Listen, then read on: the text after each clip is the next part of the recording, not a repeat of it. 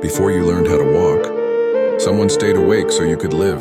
Before you had a voice, she prayed for you in silence. And before you ever disobeyed her, Allah had already honored her. This is not just about a mother.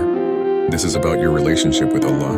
Why a child must obey his mother according to the Qur'an. In the Qur'an, the command to honor and obey one's parents is almost always placed side by side with the command to worship Allah alone.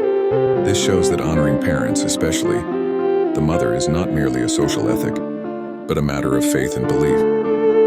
Allah says, "And your Lord has decreed that you worship none but Him, and that you show kindness to your parents."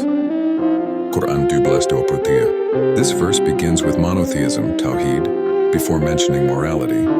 It means that obedience and devotion to one's mother are extensions of obedience to Allah Himself. The mother, the one whose sacrifice is explicitly mentioned, Allah specifically highlights the mother. First, when explaining why a child must show devotion, his mother carried him in weakness upon weakness, and his weaning is in 2 years. Qur'an. The phrase weakness upon weakness is profound.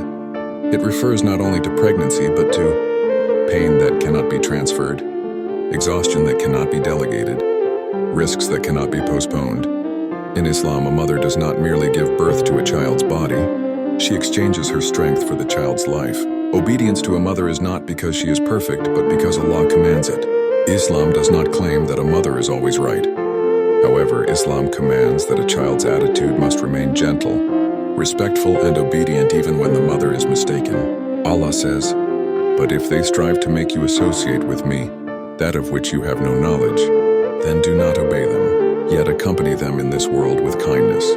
Qur'an. This verse carries a deep lesson. Even in the case of the greatest sin, good manners toward the mother must never disappear. So how much more so in matters of emotion, disagreement, or minor faults?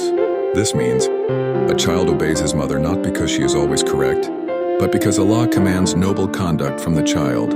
A mother's heart is a gateway to the pleasure of Allah. In Islam, the pleasure of Allah is closely tied to the pleasure of parents, and the mother holds the greatest share. The Prophet said, "The pleasure of Allah lies in the pleasure of the parents, and the anger of Allah lies in the anger of the parents." Why is the mother's role so decisive? Because a mother's supplication comes from a heart that once endured pain for her child. And a supplication born from sincere sacrifice is not veiled from the heavens. A child who obeys his mother is protecting his own future. Many people think disobedience only affects the hereafter. Life feels constricted. Yet the Qur'an and Sunnah show that it also impacts worldly life. The heart becomes restless. Provision feels heavy. Blessings struggle to remain.